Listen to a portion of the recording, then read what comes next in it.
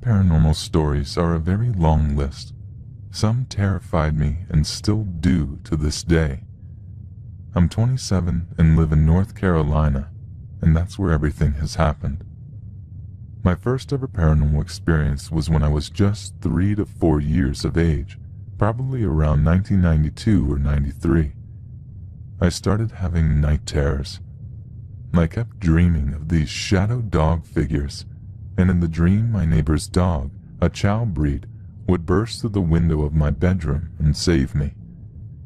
As time went on and I got a little older, I started to actually wake from the nightmare and see the shadow dog for real. At first I thought it was our black dog because he was short, and so was this shadow. I called out to him, but this creature wasn't him. This continued for several months, and I would scream for my mother. She ended up getting worried and sleep deprived. She then took me to a psychiatrist, and they ran tests to find nothing wrong. It kept happening, and I ended up having severe anxiety from it, and still do. This never stopped and has continued into my adulthood. I never told anyone but my mom because it was evident even at a young age that people would label me crazy. Until we moved across the street and my best friend's family moved in, it took 4 years for my best friend to have the same problem.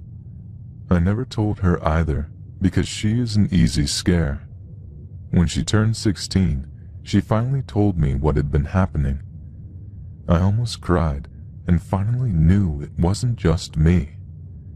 She had to endure countless things at her new home with me anyway, so I couldn't bear to tell her about her family's home. She stood with me in our kitchen listening to stuff getting thrown around.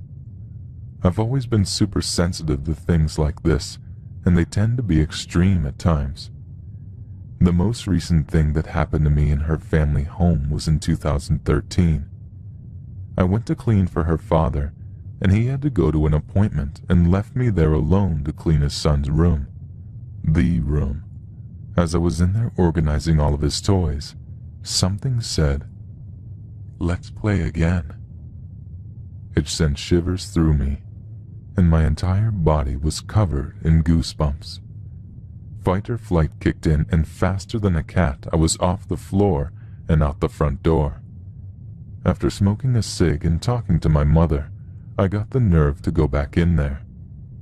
I started to yell scripture at it and told it to leave that room and to leave me alone. Well, it did leave the room, but not the house. I could hear it walking, almost pacing back and forth in the hallway. And this man has no animals in the home. I started praying over the whole room to keep his son safe and protected. I started to feel calm and safe and thought I had actually done something. But no, I hadn't.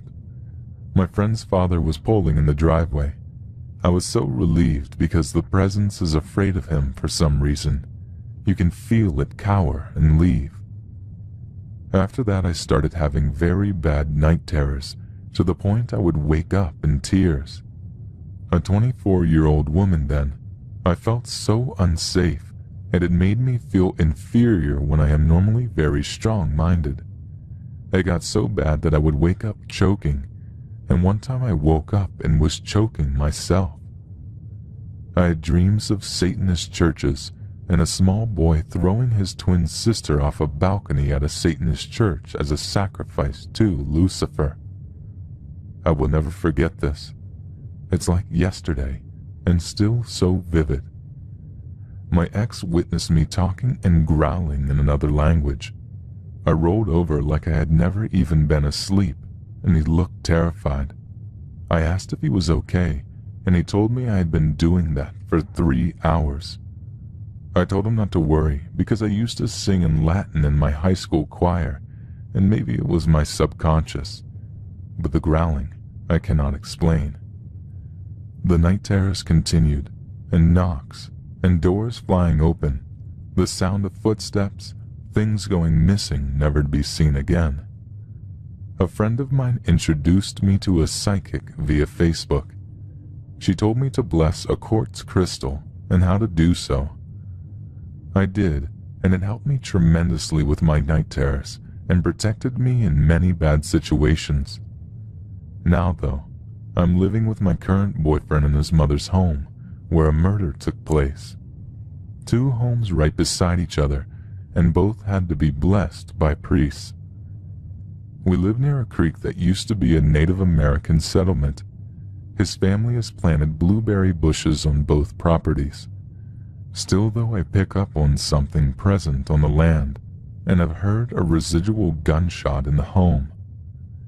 After I heard the shot, 2 days later I was lying down for bed, and something ran a finger up my side, and I jumped closer to my boyfriend and wouldn't let go of him.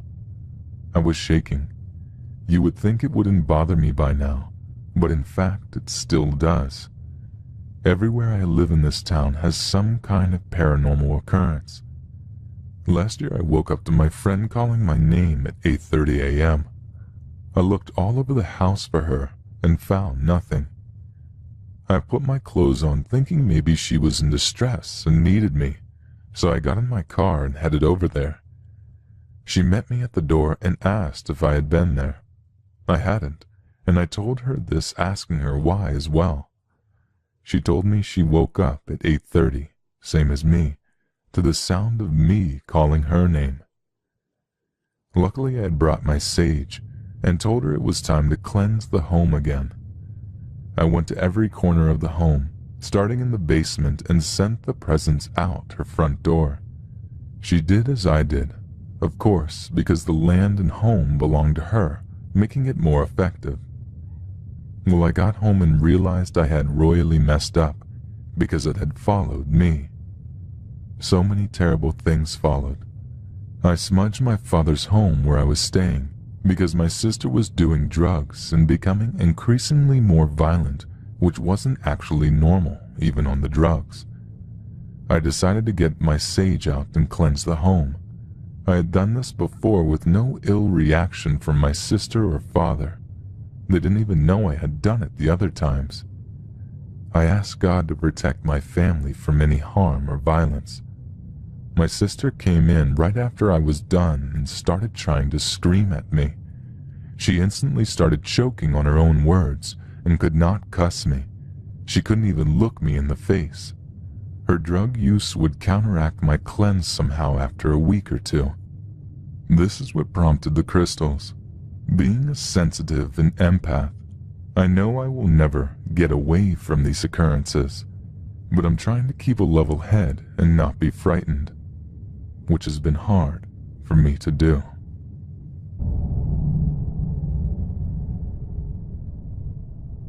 Over the course of my 49 years of life, I have had many paranormal experiences.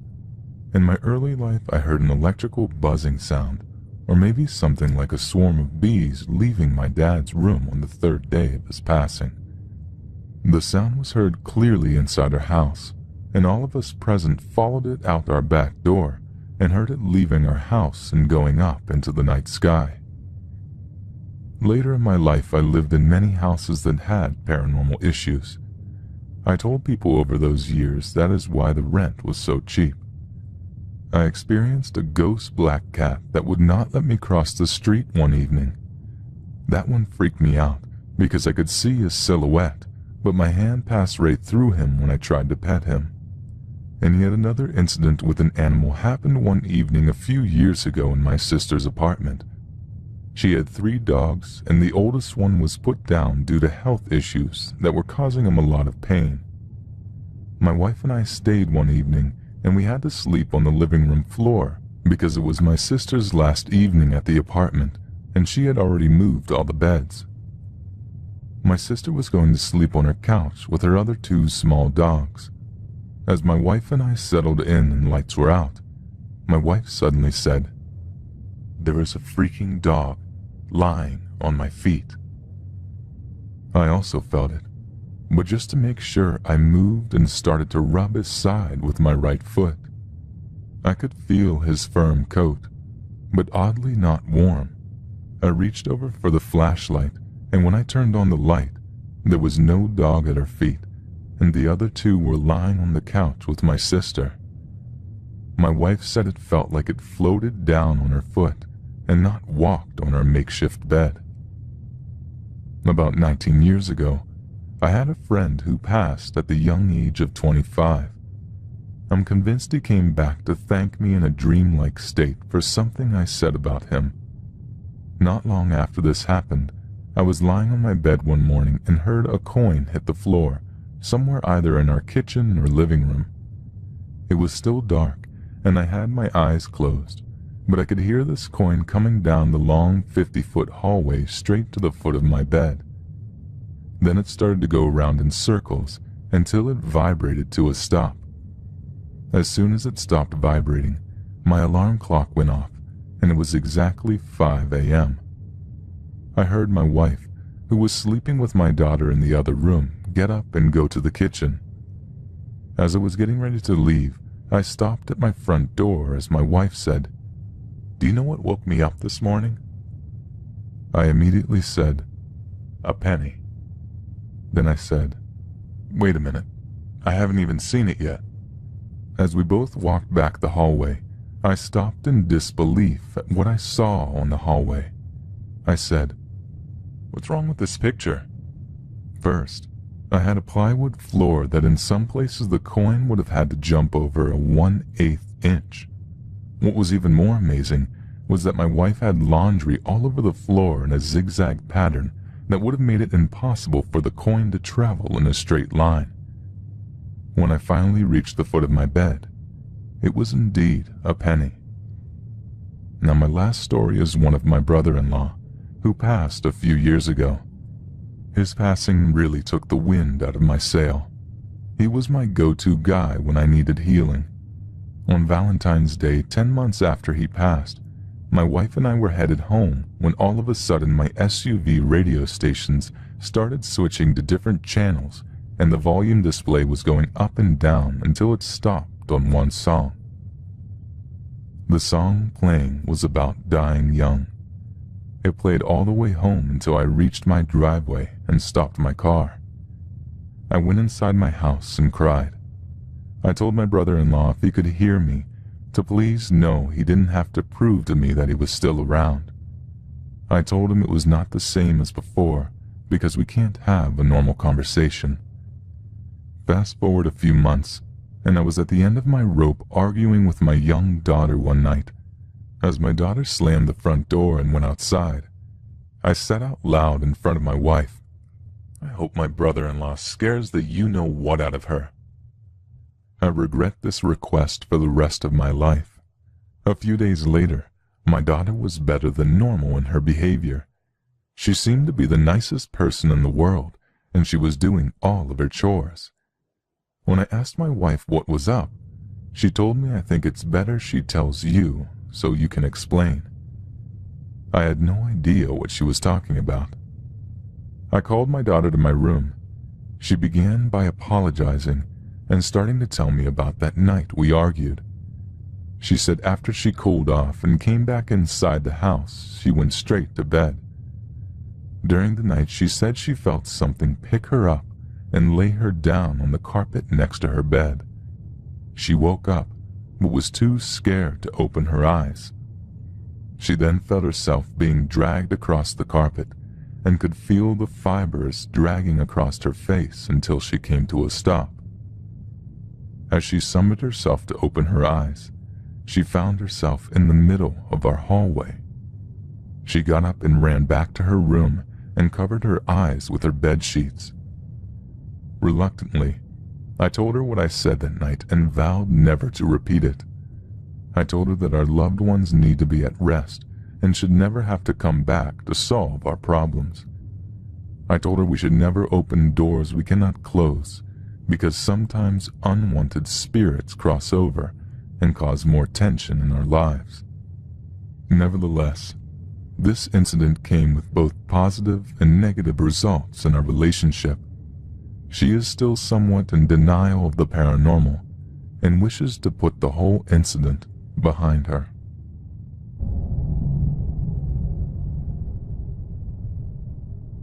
My experience happened on July 21st, 2009, in Belmead, Texas, just 15 days after my mother passed away. After my mother died, I moved in with my sister. One day we all had plans. My sister and her family were leaving to go out of town, and my 1-year-old nephew was very attached to me, so I decided to keep him and take him with me to the bookstore. My brother-in-law turned some rock music on while everyone was getting ready, when all of a sudden the stereo switched to country music and the volume went up really loud. My mother always listened to country music on that stereo. Then, I was in my room getting ready, and my sister told me that they would let me know when they were leaving. She had not done that yet, so I assumed they were still home and that she was in her bedroom getting ready as well. I knocked on her door and I heard someone tell me very loudly and clearly, "Just a minute." So I stood there waiting for her to let me in. Finally, after standing there for quite a while, I knocked again and nobody answered that time. I yelled my sister's name and no response. So I walked in her room and the light was on, but there was no one there. I looked out the front door and the car was gone. I was really freaked out. I got my nephew ready and we went to the bookstore. My sister was not due to be back for a few hours, and I knew I was not staying by myself after that happened. So I made sure everything was turned off, locked the door, and we left. My sister only had one house key because she lost the other key, and she gave the key to me because I was going to be back before them. I stayed at the bookstore for a while, then decided to go home because I knew my sister would be home in an hour or so. I got home, unlocked the door, and as soon as I walked in, I heard water running. I ran into the kitchen and the sink was flooding over. There was water all over the floor and water coming out of the faucet full blast. That water was not left on before, and I was the only person with a key to unlock the door to get back into the house. Later that night, my sister and her husband were going to see a movie, so I reluctantly agreed to stay by myself and babysit. That evening I made a big pallet of cushions on the living room floor and was going to put a movie on for us to watch. But before I turned on the movie, I gathered all 4 kids and told them they needed to clean their mess up first. My 3-year-old niece refused to help clean up, so I told her to get up and help or she was not going to watch the movie. She again refused. All of a sudden, she started crying and I asked her what was wrong, and she told me that Nanny, who was my mother who passed away almost 3 weeks before, told her that she had to behave for Aunt Holly, me, and help the other kids clean up the mess. I was really freaked out. My niece continued to talk to her nanny, my mother, for months after she passed away, and when we would ask her where Nanny was, she would tell us that she was floating on the ceiling. My sister and her husband got home around 11 p.m. that night, and everyone went to bed, but I just couldn't sleep, so I decided to stay up and watch a movie. While I was watching the movie, my brother-in-law came bursting out of his bedroom door and was incredibly freaked out. He said that he felt a human grab his foot while he was sleeping, and as he woke up and turned around, he saw my mother standing at the end of his bed, which made sense because my sister would always send my mother in to wake him up from a nap, and she would grab his foot playfully to wake him. We had many experiences like that for a while. We had a birthday party for my oldest niece on January 28, 2010, and we took a lot of pictures. Later on, when we went back to look at the pictures, we noticed that in every picture there was an orb above my niece's head. There were pictures of my niece opening gifts, of her playing outside. In every picture she was doing something totally different and in different rooms of the house, and the orb was still above her head. And we obviously think that it is our mother visiting her for her birthday, because our mom loved us and her grandkids very much, and she actually lived with my sister for years before her death.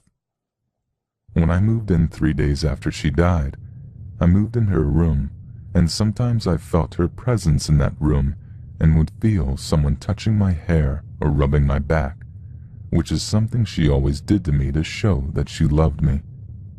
I know this is probably not scary to some people, but to me, it was very, very scary, even though it was my mom.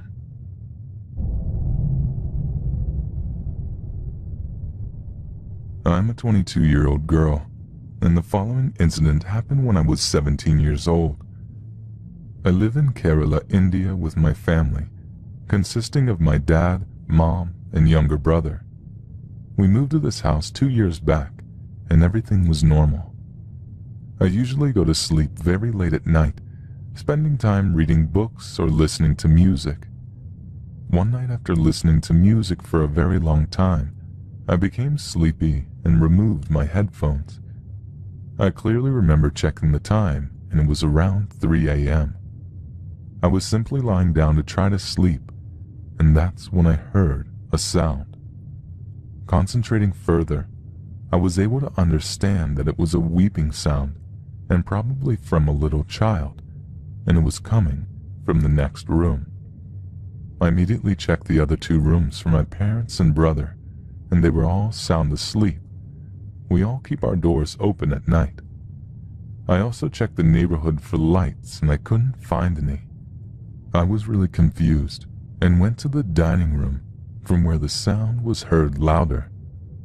I asked who it was, and suddenly the weeping was heard from the living room. I followed the sound into the living room and repeated the same question, and now the sound started coming from my room. I became really confused this time and went to my room. As soon as I entered my room, the weeping sound stopped abruptly. Before this, I had never experienced any paranormal activity, though I strongly believed in it. My grandmother had told me plenty of her paranormal experiences. I decided to let it go and get some sleep. I closed my door and climbed into my bed, where I heard a knock on my door. At the same time, there was a thud on my window. By this time, I got a bit scared and got under my covers and was finally able to sleep. When I woke up in the morning, I felt really stupid and tried to dismiss the experiences as my imagination. When I told my mom about this, she asked me to lock my door at night and to get to sleep early. I thought it was all over, but from that day I felt a presence with me in my room every night. It never tried to communicate with me or scare me, but I could always feel it with me at night when I'm home alone.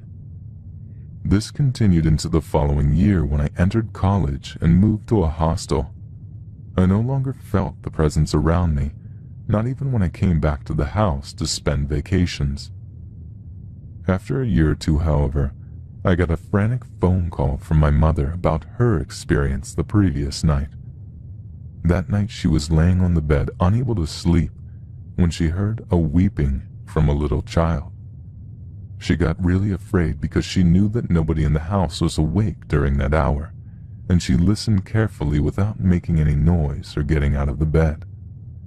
As she listened, the weeping got louder, and she realized that whatever it was approaching her. She was terrified and searched for the light switch. The sound got closer, and at the last moment she was able to switch on the light, and the sound abruptly stopped. She immediately got out of the bed and locked the door.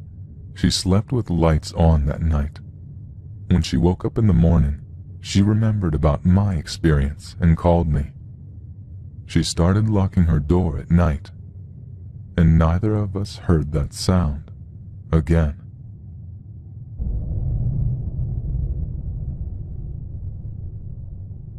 March 2015, Orlando, Florida. My children, wife, family, and friends have all experienced paranormal activity in this house. There isn't just one ghost, but so many over the years due to previous occupants playing with the Ouija board. In 2009, my neck was broken in a bicycle accident. I have had 2 MRIs and pain management pills and spinal shots. In March 2015, I was so sick as never being able to sleep in the constant pain that I asked the spirits in my house to just take me. What happened next, I have never seen in any story. I would regularly have my son sleep with his mother because I could not sleep and the pain was worse at night. So on the night of the first experience, I think I fell asleep at 4 a.m. with my little dog in bed with me and Pitbull on the floor next to the bed. I felt 3 fingers held together press underneath the bed on my lower back, and the pressure got stronger and stronger. These fingers started to go up my spine, and I looked at my little dog next to me as she was freaking out.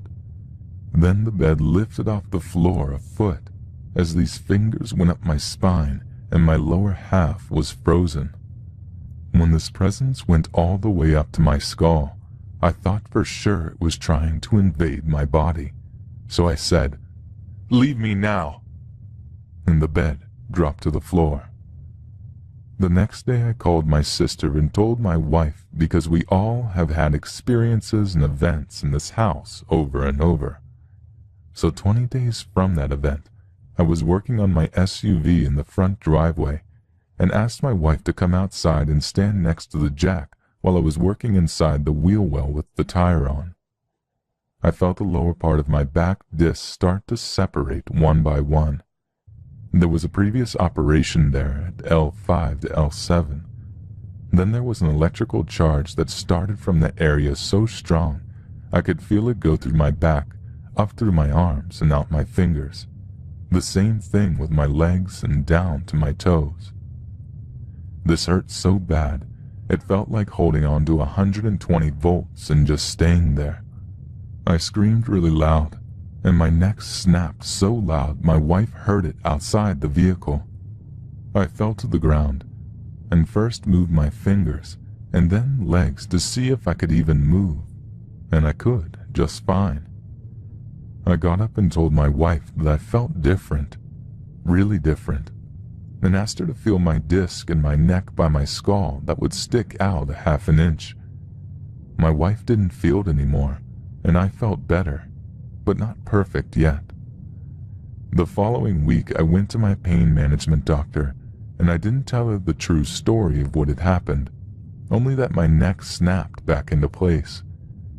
At this point, the doctors only wanted to surgically remove my problem disc, so the doctor prescribed more pills, but I didn't tell her I'd stopped taking the pills I was on for the past 6 years. I wanted to see where this was going to take me. So 21 days from the first event, again I still wasn't perfectly sleeping due to pain still under my upper back and neck, but what changed was that I could now sleep on my side, which I wasn't able to do for years, and my arms were not going to sleep over and over again like they did through the night. Again sleeping with my little dog in my son's bed, I awoke at 3 a.m. with a hand on my left shoulder and what felt like a knee in the center of my back and a hand on my lower right shoulder.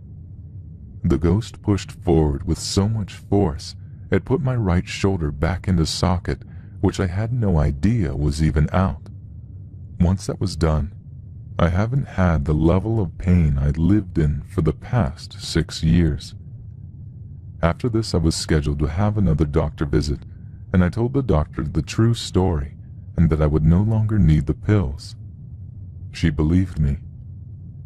I'm looking back into the records to possibly find if maybe there was a chiropractor that lived in the house in the past.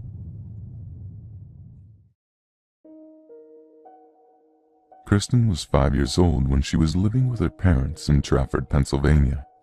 At the time, she recalls, her grandmother was in the hospital recovering from a stroke.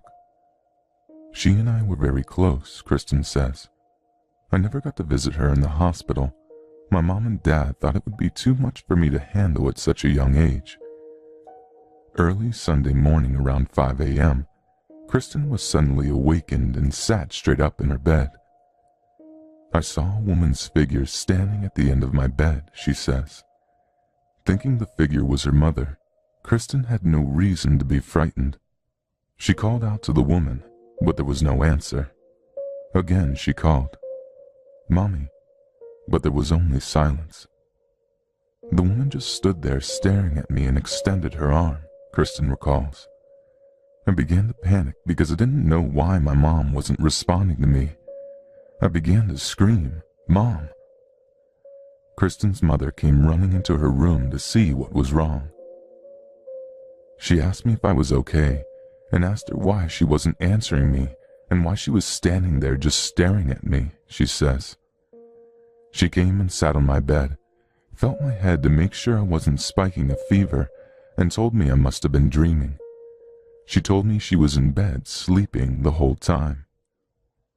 Kristen reluctantly accepted her mother's answer and went back to sleep. Later that morning, Kristen's parents received a phone call from her uncle. It was news about Kristen's grandmother. She had passed in her sleep during the early morning hours. My mom began to cry, but composed herself to continue the conversation, says Kristen. Her brother informed her the time of death was about 5 a.m. that morning.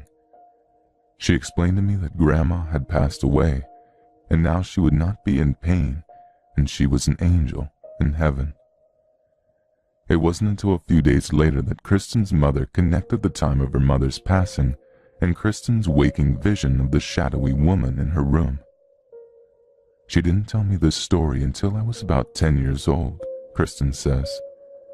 I remember it so clearly as she told it to me, and I realized it was my grandmother coming to see me and say goodbye.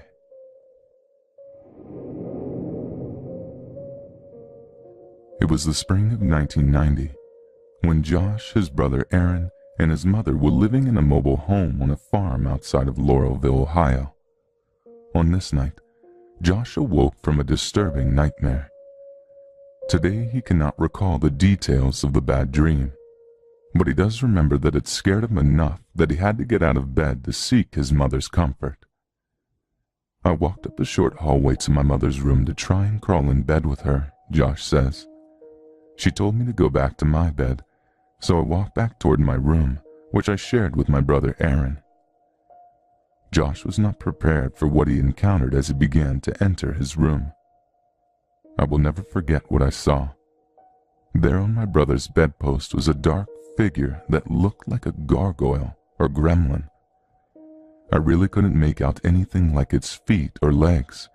It just had a really square, rigid head like a gargoyle. It was about 2 feet tall and was hunched over a bit and was looking at Aaron. I stopped dead in my tracks and gasped when I saw it. It turned its head as if it heard me. I couldn't see any eyes, just the outline of its face. Terrified, Josh turned and ran back into his mother's room. Figuring Josh was just in need of a little assurance, she walked him back to his bedroom to show that there was no monster there. And indeed, there wasn't. Whatever Josh saw was now gone. She didn't believe me, so I just tried to forget it, Josh says. I didn't mention it to anyone after that night.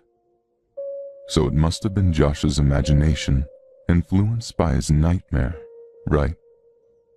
A few years later, when Josh was in 10th grade, he was sitting with a classmate named Ryan. Josh noticed a few large scars on his neck and asked Ryan how he got them.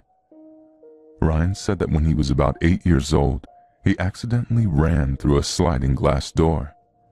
He claimed the cuts almost killed him due to blood loss. But then he confessed to Josh a strange element to the story. The strange thing was, Ryan told him, the night before the accident, my brother saw a little dark figure sitting on my bed watching me sleep. As Ryan described it, what his brother had seen sounded exactly like the gargoyle-like creature Josh had encountered.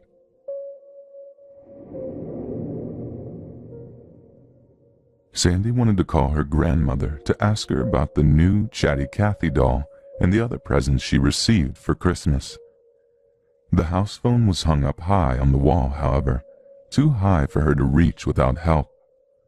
Unfortunately, her dad and her brother had gone out to shovel snow and her mother was in the shower. Sandy couldn't wait. She thought she would burst if she couldn't tell her grandmother right away about her new treasures. I was becoming increasingly impatient, she remembers. I decided to pretend to call my grandmother on the toy telephone I got for Christmas. Back then, where I lived, there were no dial phones. All calls were operator-assisted, and when I picked up the receiver on my toy telephone, I distinctively heard an operator say, "What number, please?" I was shocked, but I told her my grandmother's number, which I still remember to this day. I heard the phone begin to ring, and soon my grandmother, with her heavy Italian accent, was saying hello. I immediately began telling her all about my Chatty Cathy doll, but she wanted to know where my mother was. I explained that my mother was in the shower, and my dad and brother were outside. She knew that I could not use the telephone by myself, and asked me how I climbed up to use the telephone high up on the wall. I explained that I had called her on my toy telephone. She laughed heartily before telling me to have my mother call when she got out of the shower. When my mother got out of the shower, I tried to tell her that I had really talked to Grandma on my toy phone, and that she wanted my mother to call her. My mother laughed like my grandmother did, but since I kept insisting that she call Grandma, she finally did. When she discovered that I had really talked to my grandmother, I got in big trouble. My mother insisted I had somehow dangerously climbed the wall to use the phone. I insisted that I had called Grandmother on my toy phone and got in big trouble for lying. Sandy spent the rest of Christmas in her room, falsely accused of dangerous climbing and lying. I was frustrated about that, she says, but I couldn't help but smile over the fact that I had somehow called my grandmother on my toy telephone that Christmas morning. It had to be magic.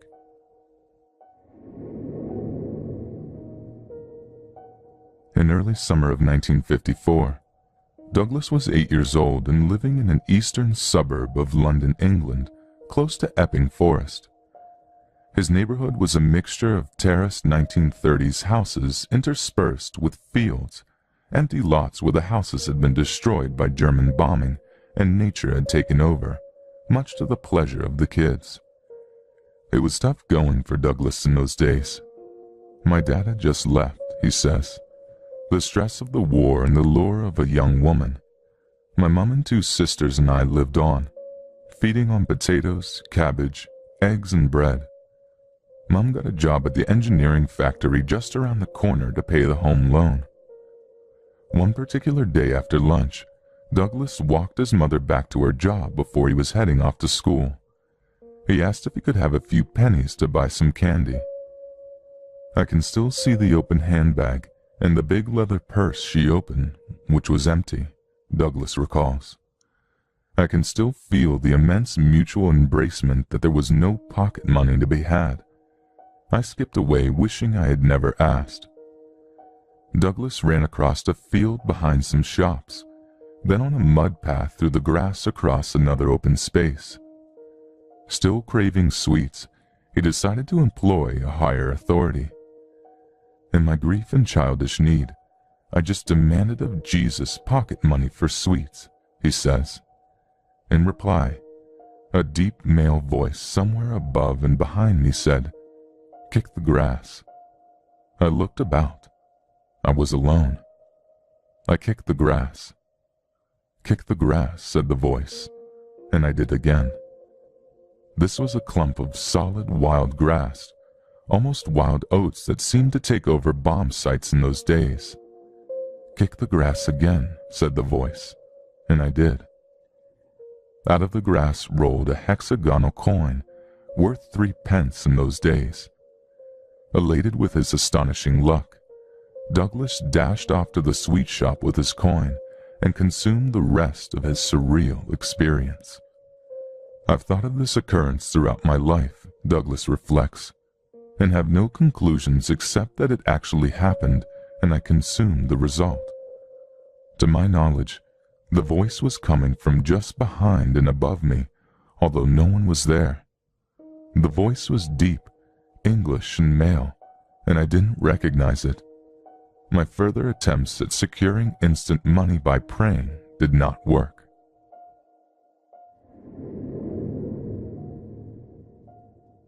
Alice was 8 years old and living in Glasgow, Scotland.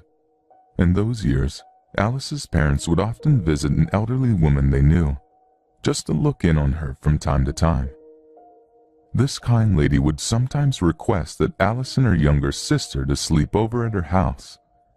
I have no idea why, Alice says, because she was really old and she didn't ever pay us any attention. But she was recently widowed, so maybe she was just lonely. One night, Alice and her sister slept over in the woman's guest room. It was a small room with very old furniture, a double bed with a mahogany headboard that had a pole cord light attached to it, a mahogany tallboy, and a matching mahogany dressing table and chair. The dressing table had 3 mirrors, a large one in the center, with 2 smaller ones on either side. Alice was having trouble sleeping that night. The heat made her feel very uncomfortable, and her sister's persistent and loud snoring seemed intent on keeping her awake. The bed had loads of blankets on it, and I reached out and pulled the cord on the light so that I could see to push some of the blankets off me, Alice says. As I sat up, I found myself looking straight into the dressing table mirror. Alice did not see her own reflection in the mirror, however.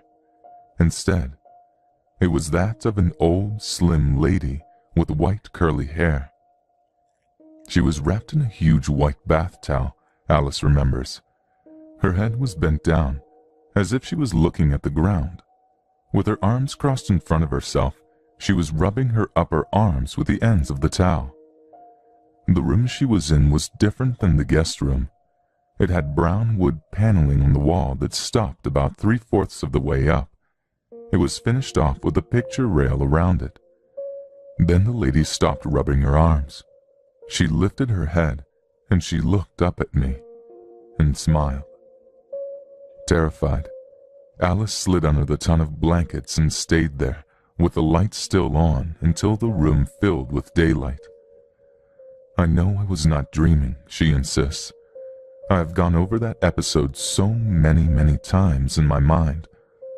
Although as an 8-year-old child I was petrified, as an adult, I also know that the spirit did not hurt me, nor did she do anything that makes me think she wanted to hurt me.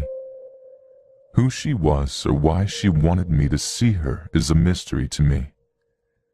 There's one less intriguing piece to this story. When Alice went into the bedroom of her kind, elderly host, she noticed that she too had a dressing table with a mirror, but hers was covered completely with a pink shawl. I knew straight away that she too had seen something in her mirror, Alice says. I wish I could go back in time and ask her questions about it. Rachel's youngest baby was 6 months old, and Rachel was living with her parents in Bethany, Oklahoma. With the baby sound asleep, Rachel, her mother, and stepfather all stepped outside the house for a smoke, keeping tabs on the infant via a baby monitor. My daughter had been asleep for about 2 hours, Rachel says. All of a sudden, my mom and I heard talking from the monitor. We just looked at each other. Then I would hear my daughter laugh, like someone was playing with her. At first I thought that maybe we were hearing a signal from another monitor in someone else's apartment. Then the talking stopped, and the female that was talking began to sing. It was the same voice we heard talking. The woman was even saying my daughter's name in the song, Elena. Alarmed, Rachel rushed into the house to check on her daughter. Her mother was still listening on the monitor, and as soon as she heard Rachel open the door to the baby's room, the singing stopped. When I went into the room, says Rachel, there was no one there. So I went back outside, and the singing had started again. I asked my mom if she knew who the female was who was singing and talking to my daughter. She looked at me and smiled warmly. She said that she believed it was her great-great-grandmother.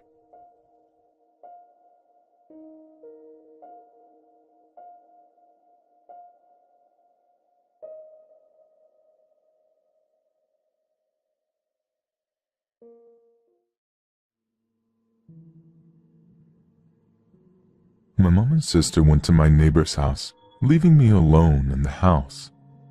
It was about 4:30 and already beginning to get dark. I took that opportunity to sneak upstairs into the attic to try on some Halloween stuff. I quickly ran up the steps, knowing that if my mom came back and caught me, I would be in deep trouble. Although all the windows were shut, I felt a cold breeze pass through me, but I thought nothing of it at first because I had no past experience of paranormal phenomena. I rummaged through the bag of Halloween costumes and pulled out a witch's hat, which I tried on for size. Almost immediately, some unseen force hit the hat. I dropped the bag and quickly turned around, but found nothing against which I could have knocked the hat. As I bent down to pick up the bag, I saw the handle to the bathroom door turn and the door rapidly open. I walked cautiously into the bathroom, wondering what had caused the door to open in such a way. I suddenly had a feeling that there was another presence within the room. I looked out of the window to check if my mother and sister were still outside, and sure enough, they were. Just as I was about to turn away from the window, I saw the reflection of the cupboard door sliding open. I turned around hastily to try and see what was causing these incidents, but I wasn't quick enough to catch whatever it was. Terrified, I threw the bag back into the cupboard box and ran downstairs and out into the front garden, waiting anxiously for my mom to return home. That night, I had a nightmare about what might have followed if I'd stayed up there any longer. Evil, gleaming red eyes stared at me from the bathroom cupboard, locking me in the bathroom and causing complete havoc around the house. Several unexplainable things have happened up there since then, including self-breaking objects. But what was it, besides my own equilibrium, that I disturbed in that attic that evening?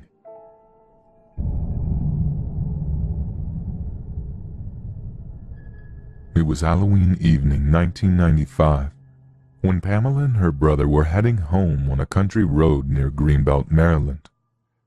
As it was darkening, Pamela reckons they were moving at about 25 to 30 miles per hour on the two-lane road, with her brother at the wheel. Suddenly appearing behind them and approaching quickly was a black vehicle with two large, round and glaringly bright headlights. Almost as quickly, the car was beside them and on the left, as if trying to pass. But, Pamela says, it seemed that the old black car was floating rather than riding the pavement. This old car was in the path of head-on traffic, Pamela recalls. It seemed like those other cars kept going on without interruption. My brother and I looked over inside the car, and there were 4 young teenagers, 2 young men and 2 young ladies. Strangely, they looked to be dressed in farm clothing from the 1930s or 1940s, and they all looked as white as ghosts. The young lady in the front passenger seat turned her head slowly to Pamela and her brother and smiled, then turned back. The 2 people in the back seat just stared. Then, inexplicably, the car floated past them and vanished into thin air. But that's not the end of this ghost story. In 1997, my brother and I were on the same road around the same time again coming home, Pamela says, and the same spirits appeared and repeated the same scene. In 1998, my brother was alone driving home on this road, and the same ghosts appeared again, repeating the same scenario. Maybe these teens were going out on Halloween and got into some terrible accident. They're clearly stuck on this road driving. God rest their souls.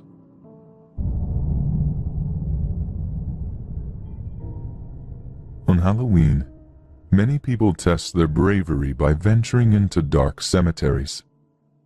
Sarah and her husband, who had always been fascinated by the unknown, decided to do just that on the Halloween night of 2002. It was an experience, she says, that changed her life. We chose Blood Cemetery in Mukwonago, Wisconsin, Sarah tells us. I think it goes by a different name now, but the Blood family was the first African-American family in that town, and they are buried in that cemetery near a statue of a book on a pillar. Sarah's husband used to live in that town and often heard tales of supernatural events occurring in the cemetery. This got Sarah's juices flowing, so armed with a camera, 2 flashlights, and an audio recording device, they headed into the tiny cemetery. We headed for the Blood Monument first, she says. After waiting around in vain for the Blood family to show themselves, we did a little walking around. We were about 48 feet away from the Blood Monument when something made me turn around and look back at it. I saw what appeared to be a giant blue orb. It was about the size and shape of a human head, and about that far off the ground. I didn't look long enough to make out a face, so I cannot tell you if it was truly a face or not. That's all it took for Sarah and her husband to run out of the cemetery at a speed they never imagined they could attain. Although the ground was dry, they both stumbled and tripped as they ran. Her husband said he felt as though he was being sucked into the ground, but Sarah swore it felt more like hands grabbing at her ankles and pants. At the outer edge of the cemetery, they caught their breath and gathered their courage for one more short walk around the gravestones with the audio recorder and camera. I tried to open myself up a little, and I was lured to a random area of the cemetery, says Sarah.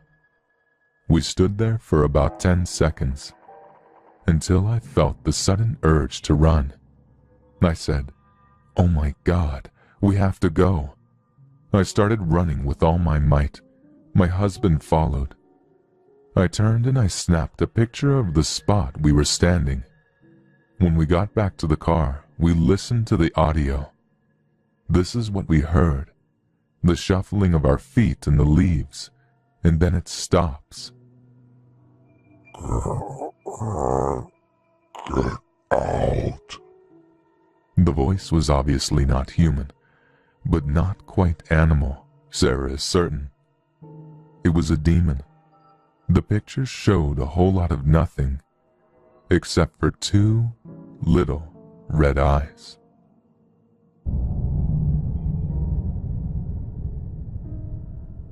High schoolers and even college students seem to love Halloween as much as little kids do.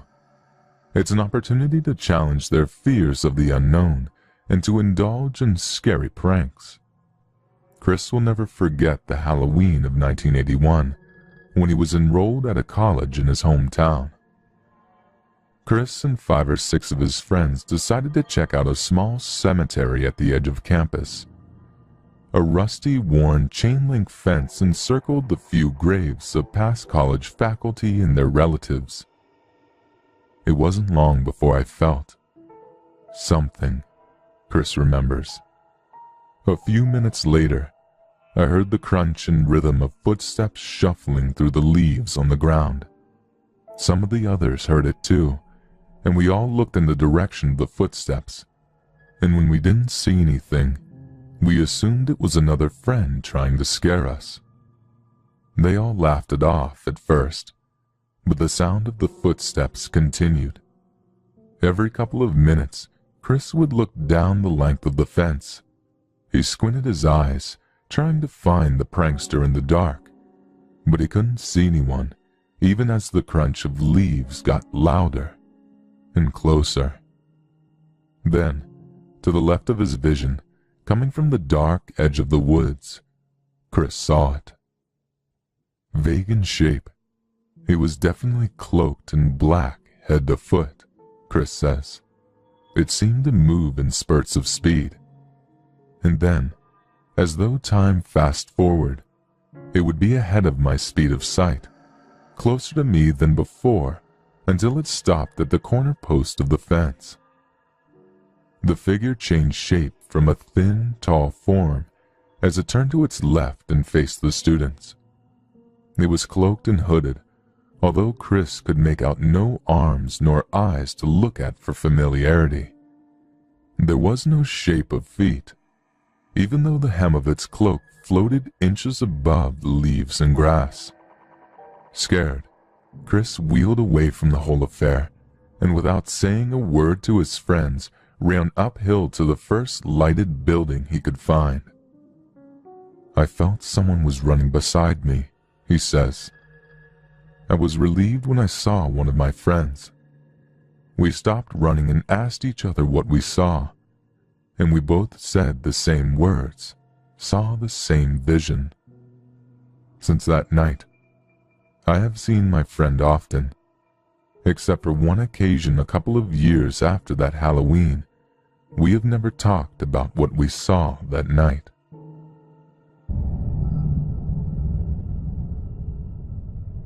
Halloween often inspires people to break out their Ouija boards, even if the talking board has been sitting gathering dust on a shelf the rest of the year. Bea and her friends Ingrid, Anna, Laura, and May decide to experiment with the board one night some years ago in Bea's large house in Australia. Bea's parents were away on business, and her brother and sister were visiting an uncle in South Australia, so she and her friends had the house to themselves for a sleepover. Naturally, sleep was the last thing on their minds. Anna, who was really into seances and the paranormal, suggested playing with the Ouija board, which she brought with her. I have 2 Pomeranian dogs, Muffy, tan, and Shadow, black, says Bea. And my friend Ingrid has a white Pomeranian called Haley. Muffy, Shadow, and Haley, along with Anna's dog, Ernie, and Laura's 2 dogs, Archie and Rosie, were all in the backyard, and we hadn't heard a peep out of them for about an hour. Upstairs in Bea's bedroom, the girls arranged themselves in a circle with Anna's Ouija board in the center. They each placed 2 fingers on the planchette. Anna started by asking the board, "Is anybody there?" The board moved to yes. Then Ingrid asked, "Who?" And the board spelled out, "Gail." "Who are you?" another girl asked. Again the board spelled out only Gail. "More detail," another requested, but the board only replied, "Gail." "What's going to happen tonight?" Bea asked. "Dogs," the board spelled. "What are you going to do to our dogs?" "You'll see," replied the Ouija. Bea pushed the board aside and the girls just sat there staring at each other. The silence was soon broken by a piercing whimper from the backyard. The 5 girls jumped up and raced down the stairs, fearing for their dogs. "We flung the back door open and raced out," says Bea. "We soon discovered Laura's dog Archie whimpering in a corner. We didn't even take a second glance at any of them. We simply picked up our dogs, all of them were small ones, and ran them inside up to my room. Once we had them upstairs, we fussed around inspecting every inch of them. Laura screamed, and we rushed over to see her holding Archie, who had a burn mark on his left side in the shape of a pentagram in a circle. We spent the whole night with the dogs in our arms and vowed to burn the board the next morning.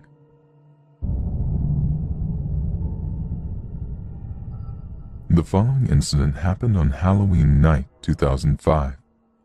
The only reason this is burned into my memory is because about 6 of us were witness to it, so it often comes up in conversations. There is a legend nearby, deep in the dark woods of an old haunted mill. The story behind it is that a family of 3 used to live there: a father, mother, and their 4-year-old son. The mother apparently went crazy and drowned her son in the pond next to the house.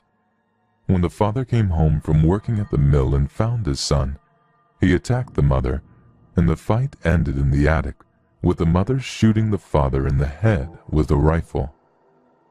It is said that she hid his body beneath the floorboards, then hung herself up in the attic. The legend suggests if you go up in the attic and call the woman degrading names, she will appear to you. So, being the bored kids that we were, my 5 friends and I piled into my little car and drove to the haunted mill. I had my digital camera and was anxious to capture images of some ghosts. I'm a bit of a skeptic too, and I'm always finding excuses for the so-called orbs in photographs, constantly insisting that they are flecks of dust, bugs, or drafts of light. The woods that the mill is settled in are always very dark, so the moonlight hardly penetrated the trees as we arrived at the old stone house. We all crept out of the car and were startled to see 2 large black horses standing in front of the house. I quickly snapped a picture of them. Then we moved around, trying to find the way in. To our dismay, the only opening was a small window through the basement. We had to get down on our hands and knees to crawl through. As I bent down, I felt someone push me from behind. I cried out and looked around to see I was in last place, and I put my hand down to catch my balance, only to cry out again as my hand caught something thorny. I looked down and saw nothing unusual.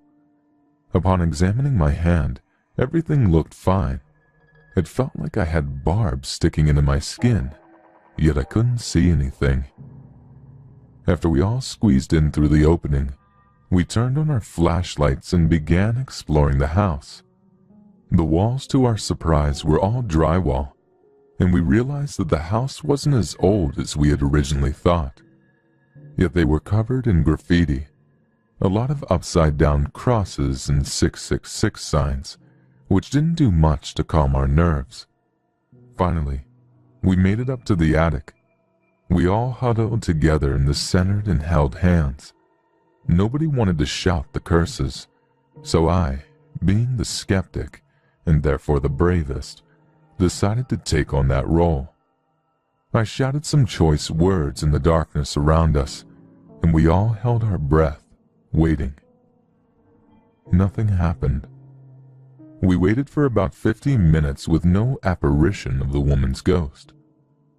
With a mixture of relief and disappointment, we turned and headed down the stairs. Somehow I got in last place again, so I turned and snapped one more picture of the empty attic. I swear to you, as my flash bounced off the walls, I saw a lone female figure standing in the back corner. Terrified, I ran down the steps after my friends. No more incidences happened, although when we got outside, the horses were nowhere to be found. I took one more picture of the house, one of the old crumbling barn, one of the pond, and one of the eerie little shack we found in the backyard. Then we once again all piled into my car and left the premises. When we got back to my friend's house, we hooked up my camera to the TV so we could sift through the pictures on a large screen. The results were creepy, to say the least. A picture of the horses captured them standing there, staring at us. Their eyes were red. Now I know that often happens to people's and animals' eyes in pictures, but it was still unsettling to look at. The rooms in the house all had millions of orbs in them. I brushed it off until we viewed the pictures of the barn, the pond, and the little shack. None of those had any orbs. Yet the picture of the house had tons of them. Weird. The attic photos showed nothing unusual, unfortunately, so nobody believed me when I said I thought I saw something. But the last picture that someone had snapped of the side of the house was the creepiest. A few orbs appeared in the air, but one orb in particular was an odd bluish-purple color, and there was the distinct outline of a skull. I have the pictures still to this day, and everyone I have shown them to all agree that they are very strange, and the skull picture, as we dubbed it, is the most chilling picture I have ever took. The weird thing is, the skull is looming directly over the place where I had snagged my hand on something, and in the following days, an odd rash appeared all over my fingers. It eventually went away, but the doctors had no idea what it was, and neither do I.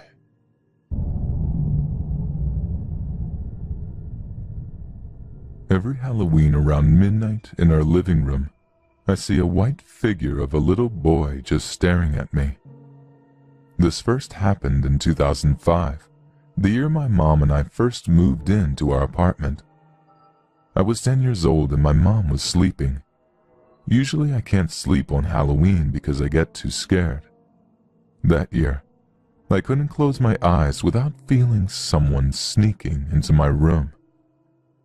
When I first saw it was about 1 a.m., and I was just lying in my bed thinking about the Halloween that had just passed.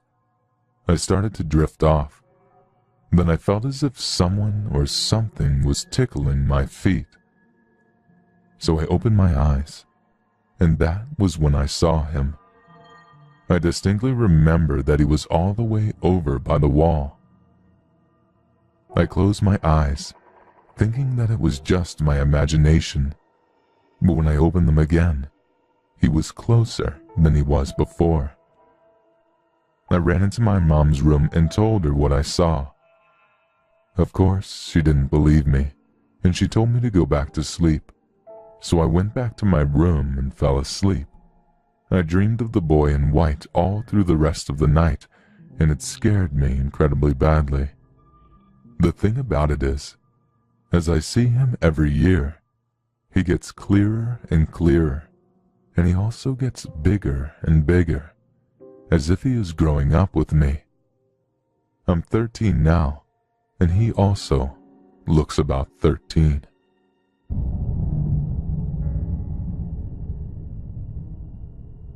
It happened in London on October 31st, Halloween.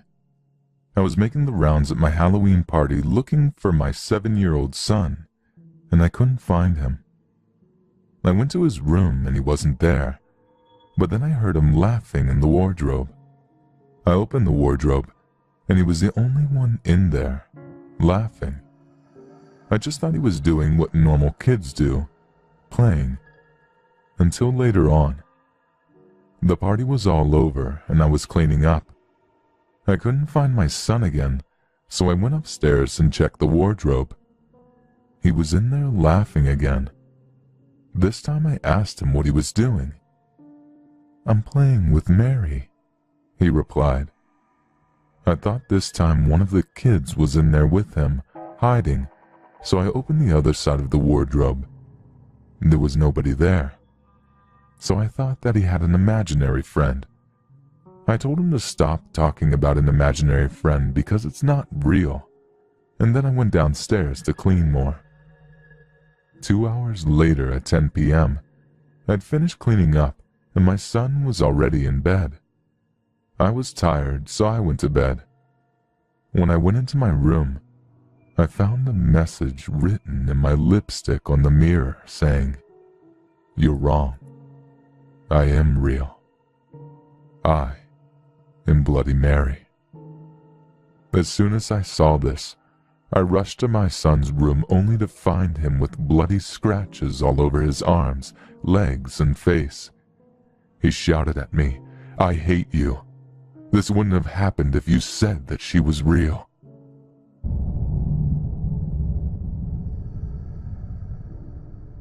It was Halloween 2004.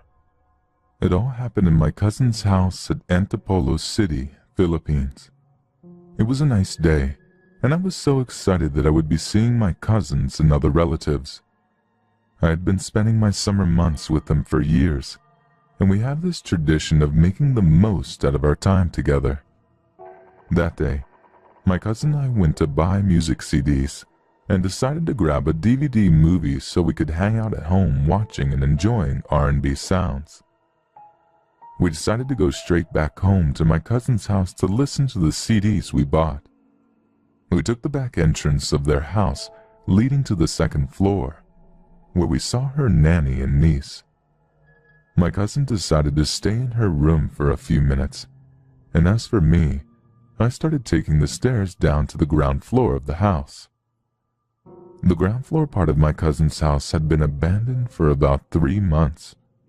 My other 2 cousins had used 2 bedrooms down there, but now they had to vacate the ground floor to reserve it for guests during special occasions only. The house itself had 3 floors, yet there are only 5 people who live in it.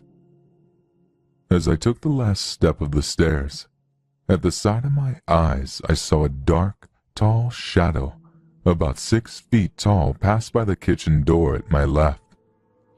I just ignored it though, since then I was more excited about listening to the CDs, and I had been seeing a lot of those shadows in the past years, so at this point I was kind of used to it.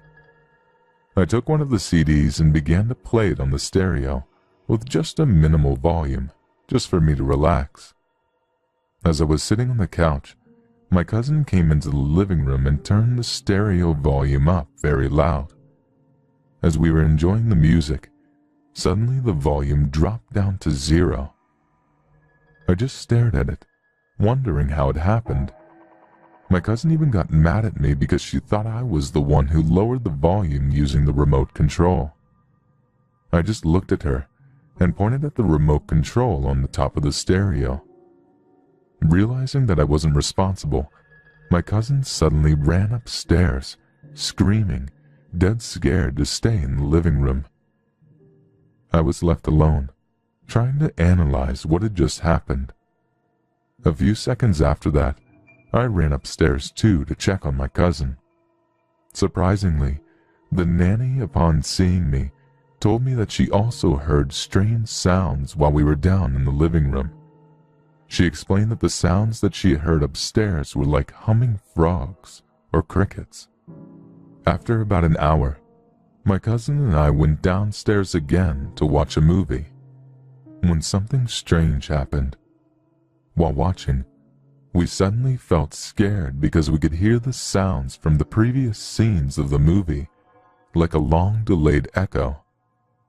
It seemed like something was actually trying to mimic the movie, particularly the sounds.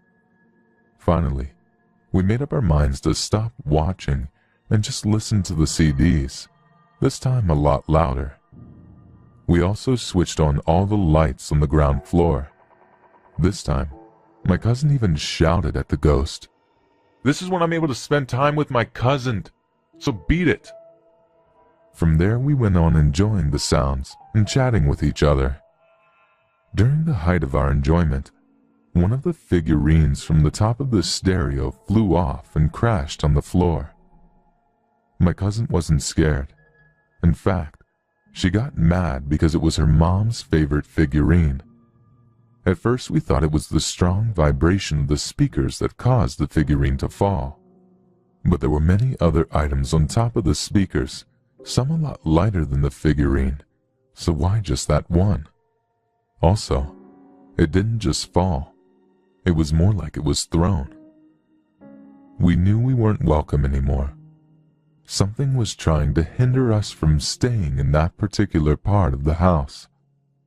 We found out that it wasn't just us who experienced weird things in that living room, but also my other cousins and most of the people who used to work there as nannies for them. These former nannies had left without a word, even without getting paid. Perhaps they were in fear of getting harmed or bothered by that same shadow entity.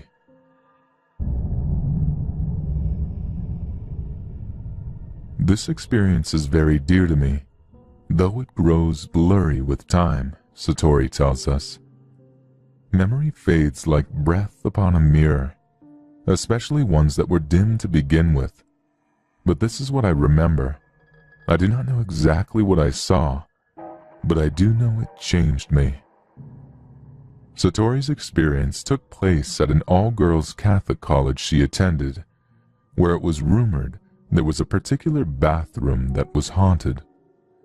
The girls frequently talked about the icy air in this room, and of hearing and seeing strange things, and a feeling of being watched. Satori dismissed them as tall tales.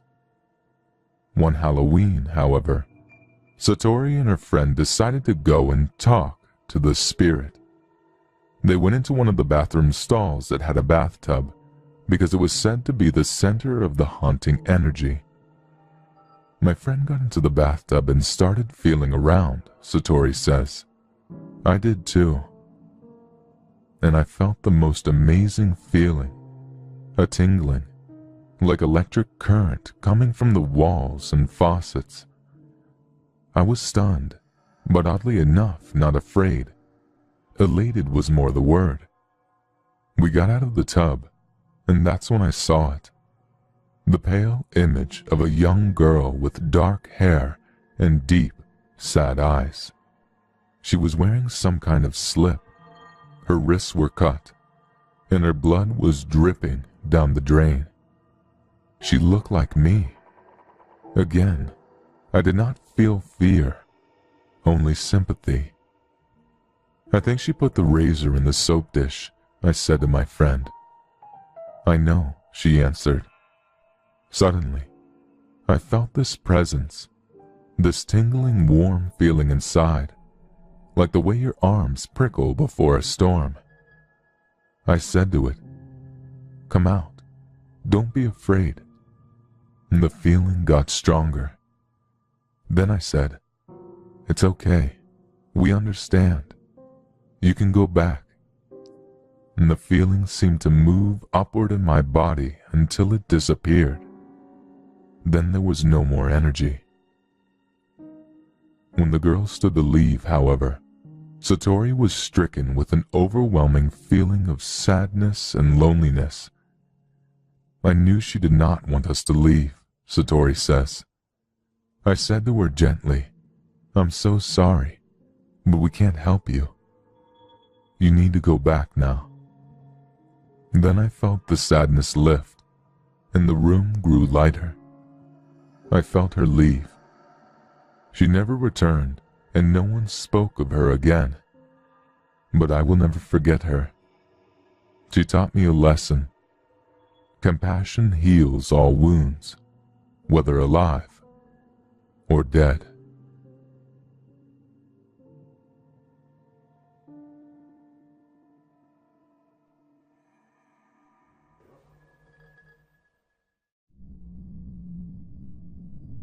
When I was in preschool, I remember having a best friend named Mary. I still remember her perfectly, down to the lamb sweater she always wore, and her haircut very similar to how mine was. I remember playing with her in my room, sitting with her during lunch and craft time, and I remember her coming to my birthday party and even playing tag all day. After preschool had ended and kindergarten began, Mary stopped showing up at school and I never really saw her again since. A few years ago, I'm 17 now, I asked my mom what had happened to Mary and where she had went. My mom informed me that there was no such person, and there never had been. She told me that she would hear me talking to myself in my room. I always ran around by myself playing tag, and that even my preschool teachers had mentioned that I would always introduce them and other students to my friend, but no one ever saw her. I blocked my childhood memories out until I was about 15, so I really have no recollection of a lot of things that had happened. But Mary is one person I've never forgotten, or been able to forget, and I never understood why. Now I live in a very small town famous for a school bombing in the late 1920s. I searched some records and found a girl that looked very similar to Mary who was killed in the explosion. A lot of the people had reported seeing unrecognizable children dressed in outdated clothing at the elementary school. but no one I know has ever talked about seeing them at, or around, or in their house, or even wearing clothing that was similar to New Age children.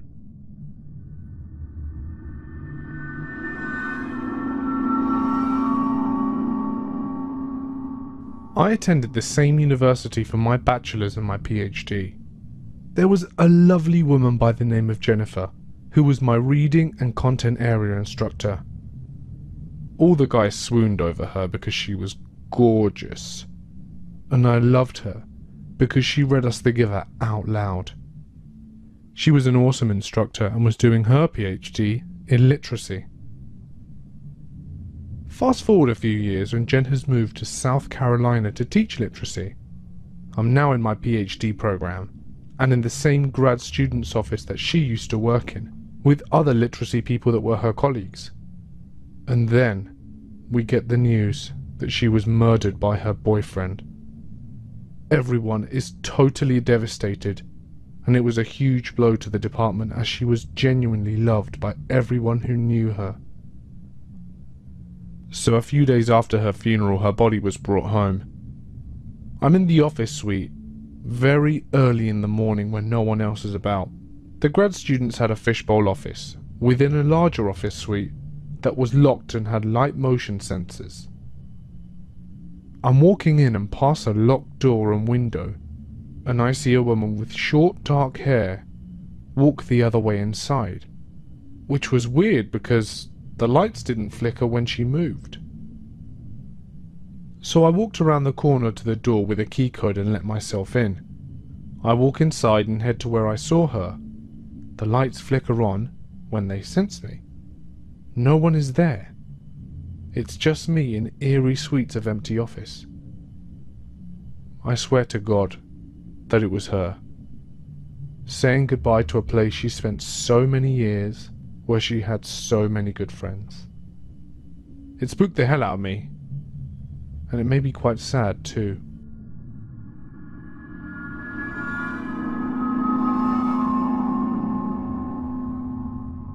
When I was in the 8th grade, I went on a school trip that was called the Louisiana Tour. It was mostly going around to significant sites in South Louisiana. One of the places we went was Myrtle's Plantation, which is considered to be one of the most haunted places in the country. There are all kinds of stories about the place, but at one point we were standing in a room as a part of a larger group, and the tour guide was talking about something, but I don't remember what. As I'm standing there, I start to hear what sounds like someone hitting a piano key. After I heard it a couple of times, I started to look around for the source of the noise. I didn't see a piano, but I kept hearing it. So I asked my friends who were standing near me if they heard it, and they said no. When I heard it again, I said there it is again, and that they must have heard it, and they thought I was crazy. So I went back to looking around the room. Everyone's eyes were on the tour guide except for one woman. She caught my eye and pointed at me, then at her ear with a questioning look. I realized she was asking if I heard it too, and I nodded. At this point, the tour guide starts telling a story about a soldier who had died there, and that he played the piano and multiple guests had reported hearing him playing it in the night. I honestly didn't know what to think, and I guess I still don't. I talked to the woman as we were all leaving the room, and she had heard the exact same thing as me, but her husband and son had not heard it.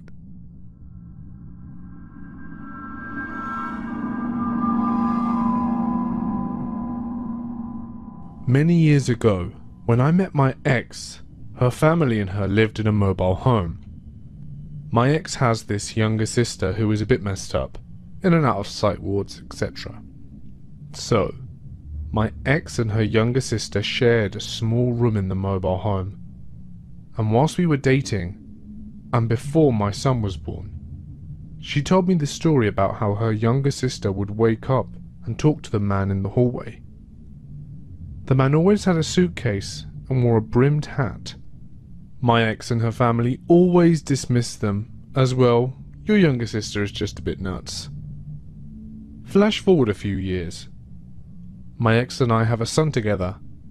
Her parents moved out of the mobile home and into a house, and were renting the mobile home to my ex. Our son's room was the exact same room where my ex and her sister slept in.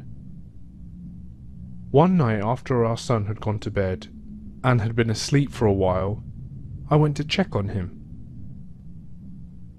We heard him get out of bed, and we figured that he'd come out of his room to ask us to use the potty. Instead, he started talking to someone. He said hi, and started talking about his favourite stuffed animals. At the time, it was a ducky. Curious, I called back and asked him who he was talking to. He pops his head out of the room and informs me he's talking to a man with a suitcase who was wearing a hat. At the time, he was about 2.5, and no one had ever told him about his auntie seeing the same guy.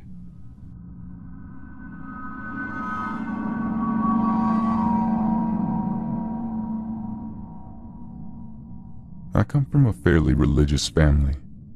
We were Jehovah's Witnesses growing up, the RLDS, then Baptist when I went to live with my mom. That being said, the entire family always believed in spirits, ghosts, demons, witches, elementals, etc.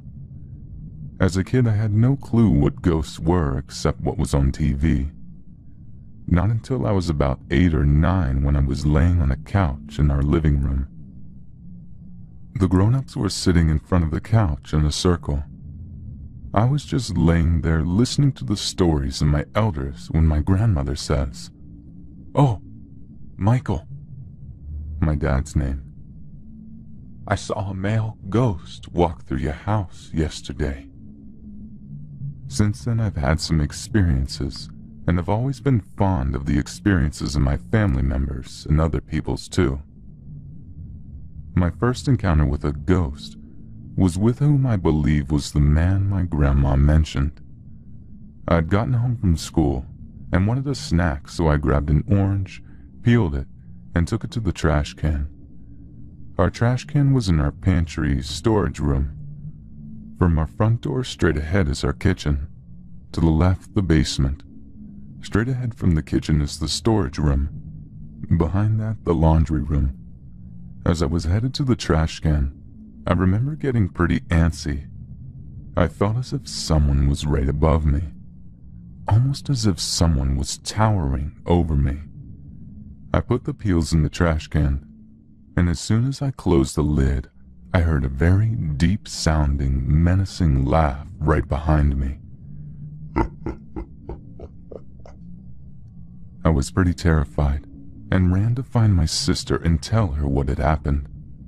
She was surprised because she said she's heard the same laugh in that room before, which made me feel a little better. Yes, it could have been my neighbor's voice traveling into the house, but that room had no doors or windows, and I heard it right behind me. The second encounter I had was when I was in 5th grade. I finally got to stay home alone one night whilst my dad and siblings ran errands, and I was super excited. I had never stayed home alone before and enjoyed the peace and quiet. I decided I would try and finish my homework as quick as I could so that I could play video games by myself instead of sharing with my brother. So I'm sitting at the dining room table. Everything is fine and I'm getting my work done. After about 20 minutes, I start to hear the basement door rattle. I think maybe a draft is coming through and write it off as that. It rattles again. Whatever, it's just wind, I think. But all of a sudden I hear footsteps running through the house. Not like your usual steps here, steps there, but I hear running. From over by the basement all the way to the back of the house where our bedrooms are. My dogs start barking, and I freak out.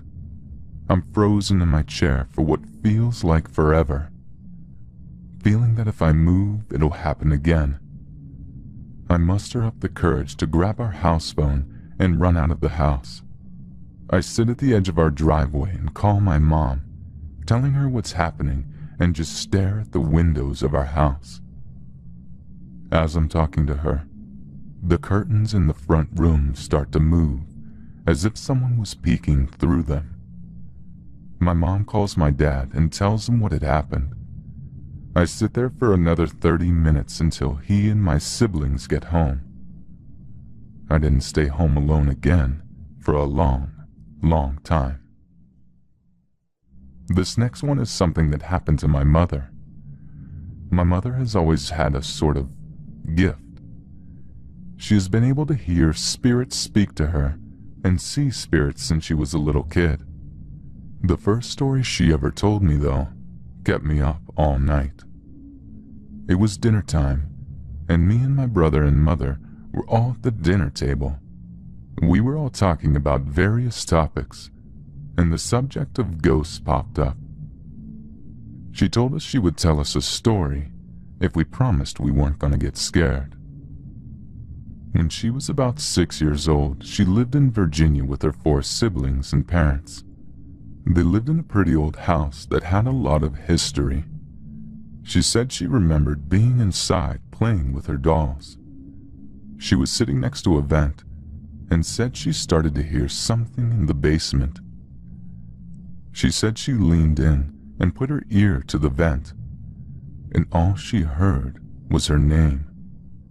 She said that there was a woman's voice coming from the vent, saying her name in a song voice like, "Valerie, Valerie."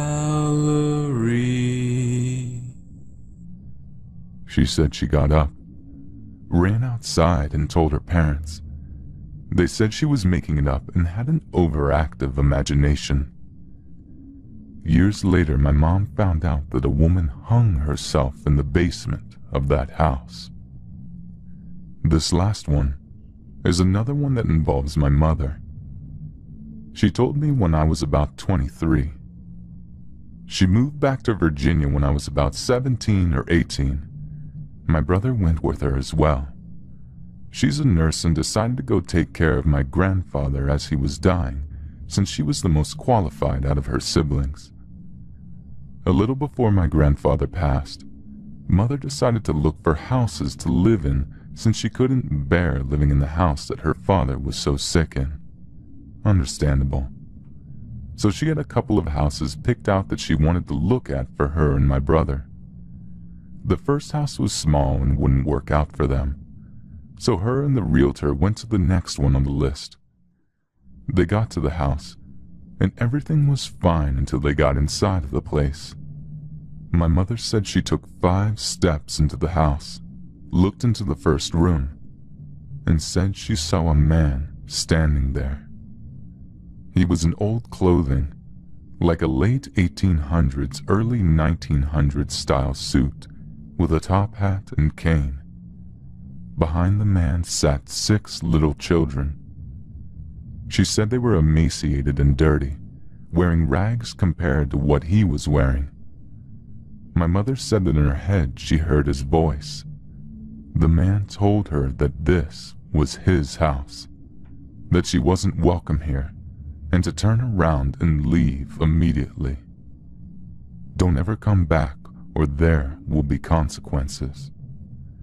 She said this all happened so fast that she barely noticed the realtor ask her if she was okay. Apparently my mom had stopped dead in her tracks and had gone pale. My mom just told the realtor that she suddenly felt sick and wouldn't be looking at any more houses that night.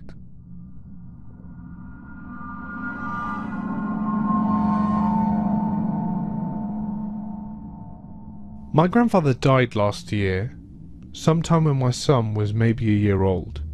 We had dinner with the whole family every Friday, so my son had seen him several times. My grandfather was very quiet and a proud man.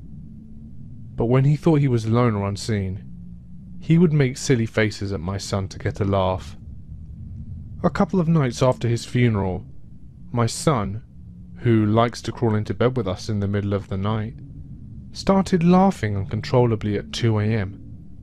So I get out of the bed to go see what's going on, and find my son sitting in the middle of the living room, in the dark, laughing. Remember, it's 2 a.m. So I say, "Hey, buddy, what are you doing?" He just replies, "Papa, funny."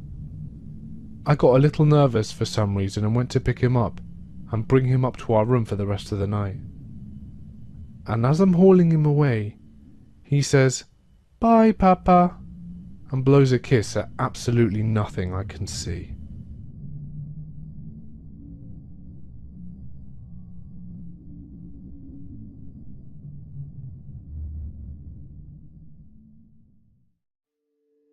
Who is the Hat Man?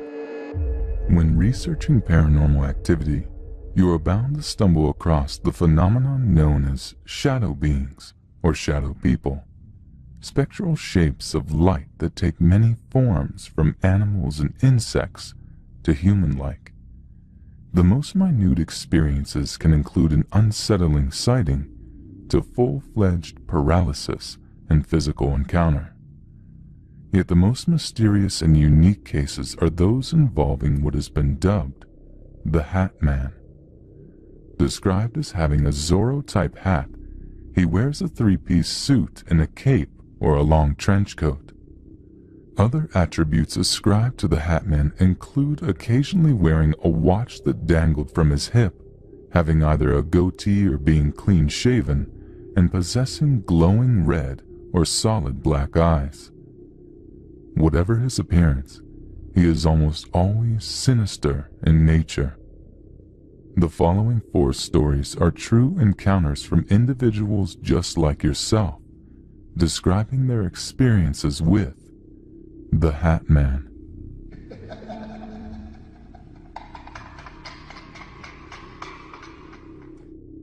These experiences have confused and befuddled me for years. Being somewhat logical and searching for answers to events, I'm torn between what my logical mind is stating and what my senses have defined as truly paranormal. There are several members here who can identify with the ability to see spirits with the mind's eye, and it's this ability that has me questioning my logic.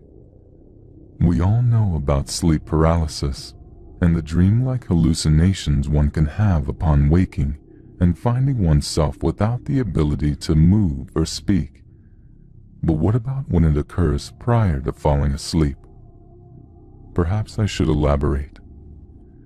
There have been times when soon after I lay down to sleep, sometimes only seconds after, I can visualize and sense a presence.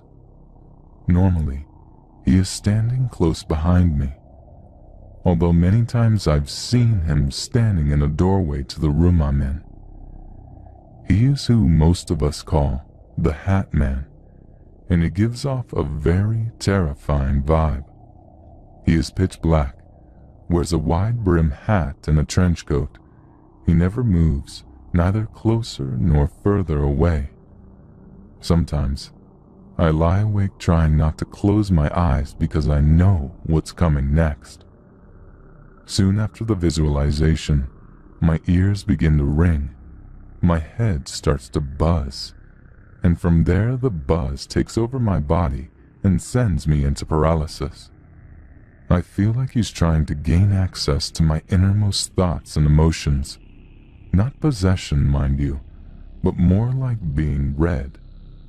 I should mention that one of my biggest fears is being smothered or drowned, and the feeling I get during an episode is that of being buried alive. Not the physical sensation of pressure, but that I'm running out of air. I've had these episodes most of my life, way before I knew what a shadow person or who the Hat Man was. Words can express the fear that overtakes me when I hear the activities of others in the area and am powerless to alert them. There have been times when the ringing in my ears begin, then the vision. The only time I can control the progress of the paralysis is during the ear ringing. Once the buzz comes, it's too late. I haven't had an episode in quite a while, but I feel it's because my discovery on how to gain control of the situation. Once I learned how to snap myself out during the ear ringing, the occurrences became fewer and fewer and eventually stopped altogether. Just talking about this makes me feel the sense of a presence. I will say no more, but I can already hear the ringing.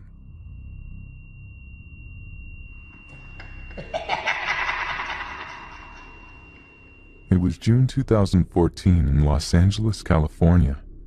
I was sleeping on the top part of my bunk bed. I was 13 and hadn't had much experience with the supernatural or the paranormal before. I was lying on my back, and my knees were up and my feet flat on the mattress. I was slowly falling asleep when I wanted to change positions, but found that I couldn't. I tried laying my legs flat down, but I still couldn't. I didn't have a blanket on me, so it started to get a little cold.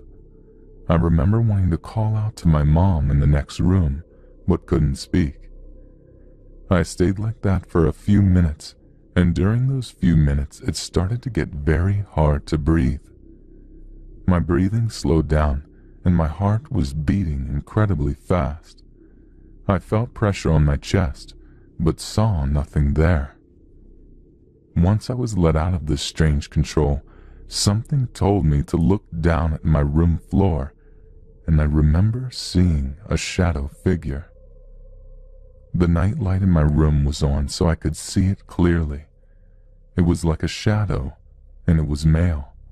He was wearing a suit and a hat like a 1940s businessman, and in a blink of an eye, he was gone. I had these experiences more often after that, but I never saw another shadow figure. I remember one time hearing thumps in the wall, but I always just thought it was the neighbors, but it was in the early AM hours, so it couldn't have been. I researched this and found the old hag syndrome, but I'm still not sure what it was.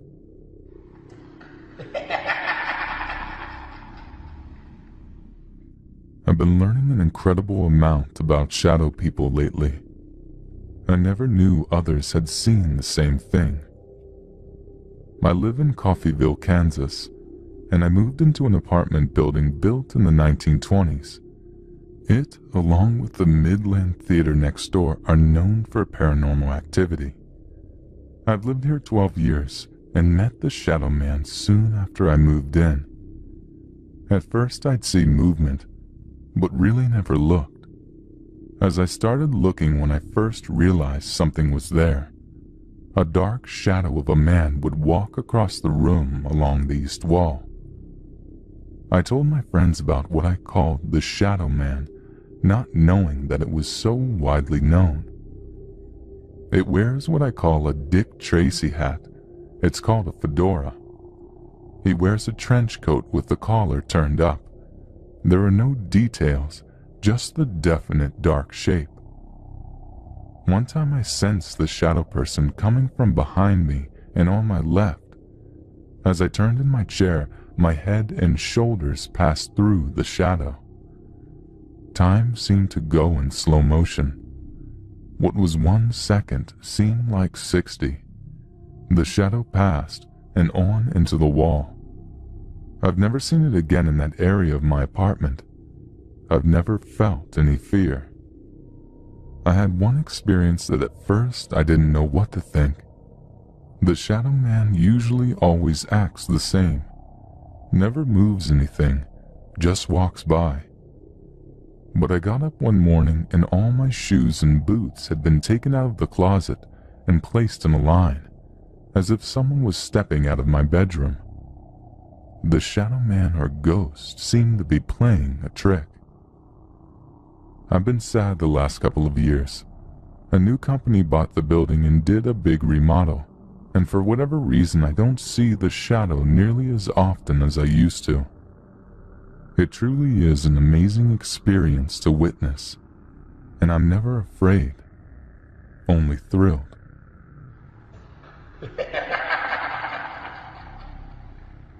This happened in the late 80s or early 90s. My brother and I were on our way home from Prudential Hollow.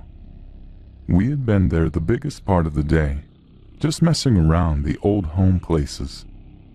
Prudential was a land company, and the hollow was shut down back in 1975 and 76, and all the remaining houses burned to the ground. It was getting late and we decided to head back home, a good half-hour to 45-minute walk. We were walking and talking, not paying too much attention on what was going on around us. After all, we had made this walk plenty of times before. We had made it to the head of the hollow and was walking up the straightaway that led to Silas Hollow and the turnoff going to our house. We were snapped back to reality when we heard something coming down the side of the hill to our right. We looked to where the sound came from, thinking that it was a wild animal, and saw an old man come off the hillside, step into the roadway, and start walking towards us.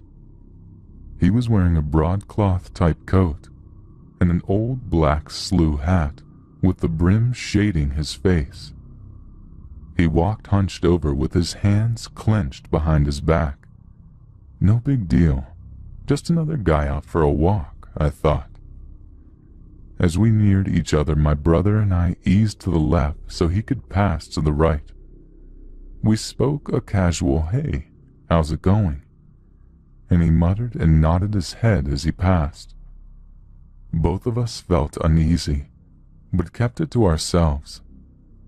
About a minute passed without either of us saying anything, and I asked my brother if he knew the man, and he said no, that he had never seen him before. We walked for a couple of more minutes, I guess 3 or 4, when we heard the same noise again, and automatically looked to the hillside, and that same man walked off the hill, stepped into the road, and started walking towards us again. This time we didn't speak, and my brother whispered for me not to look him in the eye. After he passed us the second time, my brother looked at me and said something like, "Frank, something ain't right about this. Let's get out of here as fast as we can." I agreed, and we ran almost to the house. We got within eyesight of the house, and my brother said that he thought we were safe enough to stop and catch our breath. After we rested a few minutes, we went to his house and sat on his porch and tried to comprehend what we had just saw. At the time, we couldn't come up with any answers, so his wife suggested we go talk to our mother. We did, and she told us that the man we saw had been seen by our father and older brothers years before, and that she had no idea who or what he was. I know it's been over 20 years since I've seen the specter, but I still can't get it out of my mind. Who is he? What is he?